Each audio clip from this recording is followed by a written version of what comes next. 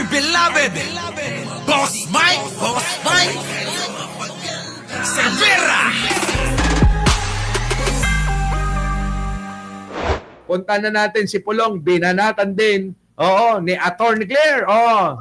City Congressman Paulo Duterte Yan sa desisyon ng ICC na hindi payagan ang pansamantalang paglaya ng kanyang ama na si Rodrigo Duterte. Ang mga kaanak naman ng mga biktima ng war on drugs, ikinutuwa ang desisyon.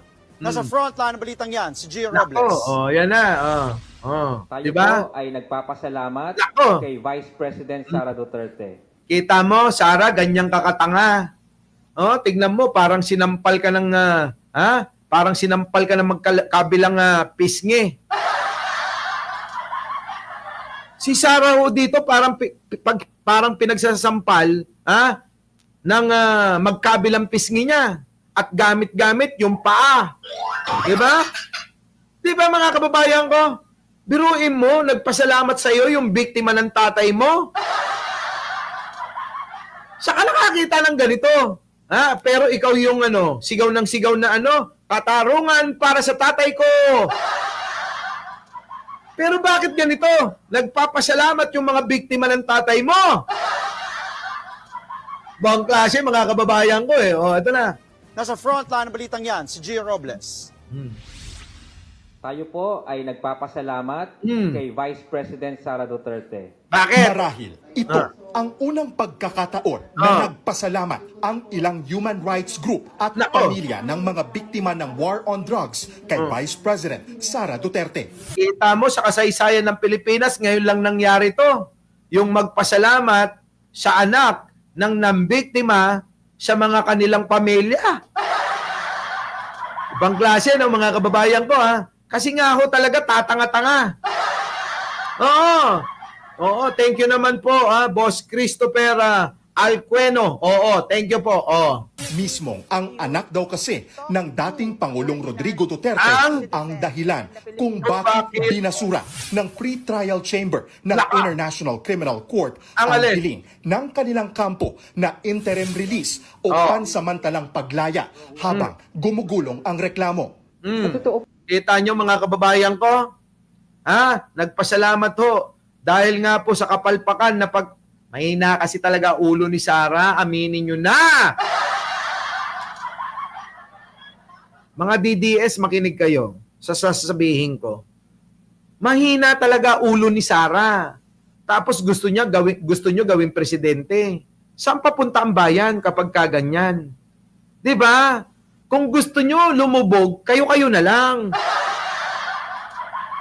Pwede ba? Huwag nyo na kaming idamay. Kaming mga tao na matitino. Kaming mga tao na nakikita namin yung katotohanan dahil may liliwanag yung mga isipan namin. Huwag nyo na kaming idamay sa gusto nyo. Kung gusto nyo sa impyerno, suluhin nyo.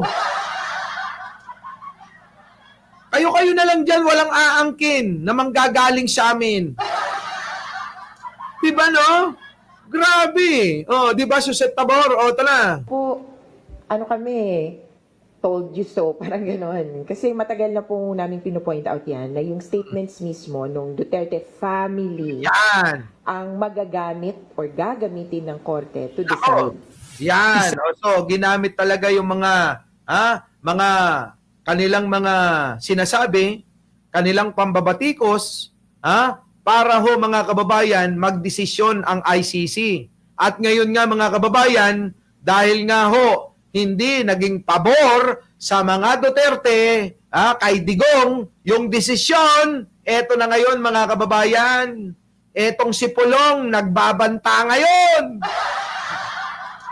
Lang yan na Pulong na to. Sa mga naging basehan ng ICC, ang mga naging pahayag ni Inday Sara na taliwas kumpara sa defense team. Kabilang dyan, ang balak ng pamilya Duterte na iuwi sa Davao Kita ang nyo? ama sa oras na mapagbibigyan ng interim release. Bagay na hindi tugma sa Kita nyo mga kababayan ko, ito po natalakay na natin Ulitin lang natin para ho masundan natin yung pinaglalaban ni Pulong. Kita nyo, yung dalawang bobong Duterte, Ayan ho, mga kababayan ko, parehas bobo to. Ayan, tingnan nyo. Ginamit ho mga kababayan yung kanilang mga sinasabi na basihan sa desisyon ng ICC. Biro nyo ba mga kababayan, magpe-press release ka, sabi mo may kukup-kup na bansa, tapos biglang sasabihin mo, iuuwi namin si Digong sa Davao. Ayan. Diba? Di yari. Sinabi ng kanyang depensa na mananatili siya sa estado kung saan siya pansamantalang palalayain. Kita nyo, samantalang yung depensa, yung pong ginawa ng abogado nila, mga kababayan ay hindi aalis. Dito mananatili kung saang estado, kung saang bansa, mapagbibigyan, tatanggapin si Duterte.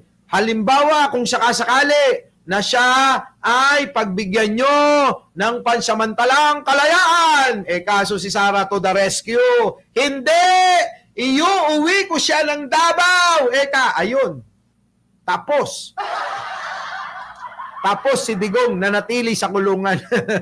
Nanatili sa kulungan Isa rin sa punto ng ICC ang mga sinabi noon ng bise na itatakas nila ang ama sa ICC detention. Nabuhayan ng loob ang ilang kaanak ng war on drugs victims. Kita nyo mga kababayan ko, eto ho yung pinagtatanggol.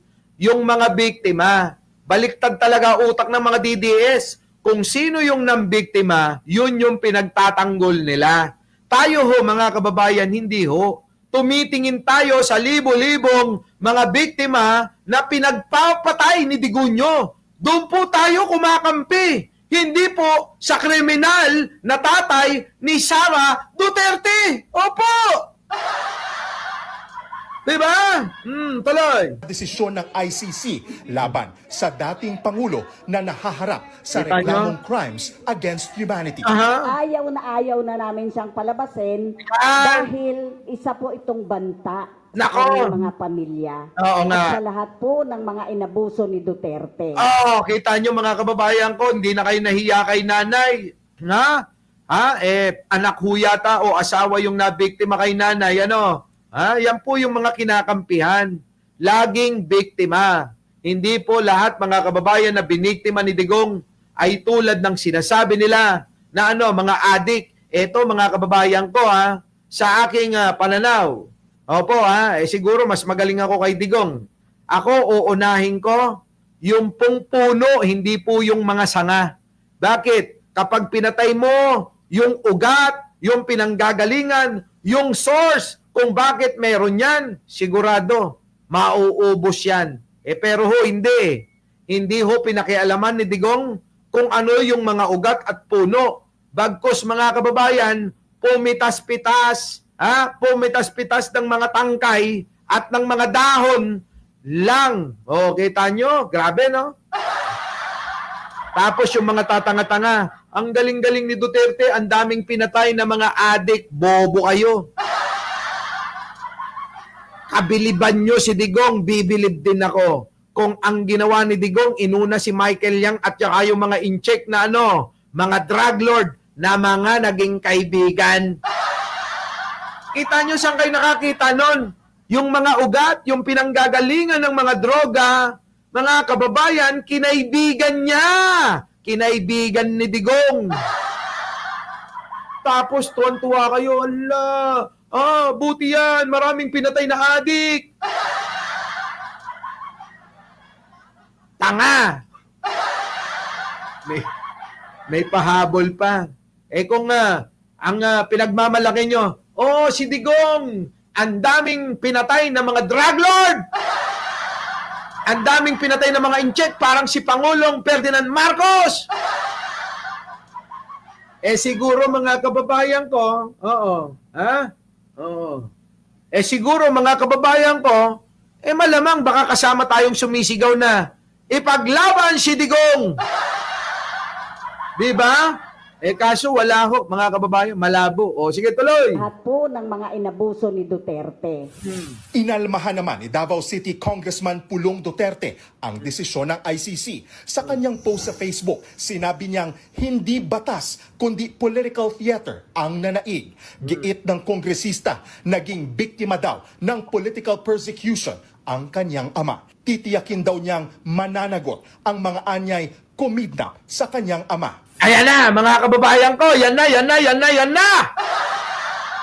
Eto na, mga kababayan ko. Eto pa, isang bobong Duterte. Naggaling-galingan, mga kababayan, ha? Isang bobong Duterte, naggaling-galingan ito. Mga inabuso ni Duterte. Inalmahan naman ni Davao City Congressman Pulong Duterte ang desisyon ng ICC. Sa kanyang post sa Facebook, sinabi niyang hindi batas kundi political theater ang nanaig. Giit ng Kita nyo, mga kababayan, paano ba naman pagbibigyan ng ICC, pati ICC, inaaway na nila? Sa bagay, noon pa talaga, no? Sa bagay, noon pa talaga na inaaway na nila ang ICC, mga kababayan. Kaya nga, tingnan nyo, ang desisyon ng ICC ay hinango sa kanilang mga sinasabi. Diba? Ang iingot talaga. Sabi ko sa inyo, mahina ulo nito. O dili kaya talagang sinasadya nila na magsalita ng magsalita para hindi makalabas talaga si Digong. Tuloy. Kongresista, naging biktima daw ng political persecution ang kanyang ama. Titiyakin daw niyang mananagot ang mga anyay kumidnap sa kanyang ama. Ayan na, mga kababayan, titiyakin niya daw na mananagot ang mga kumidnap sa kanyang ama. Tuloy. Sunod na pagdedesisyonan ng ICC ang ilang pending issue na kailangang pangresolbahin. Kasama na dyan ang matagal ng hiling ng depensa na ipagpaliban ang pagdinig dahil wala umanong jurisdiction ng ICC sa kaso.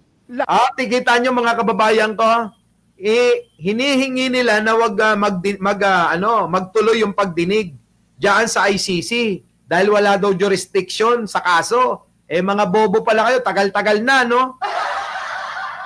Pinipending-pending nyo lang talaga, gumawa na nga kayo ng drama. Sabi nyo, nahilo, nauntog, bumagsak, nahimatay, nawalan ng malay, etc.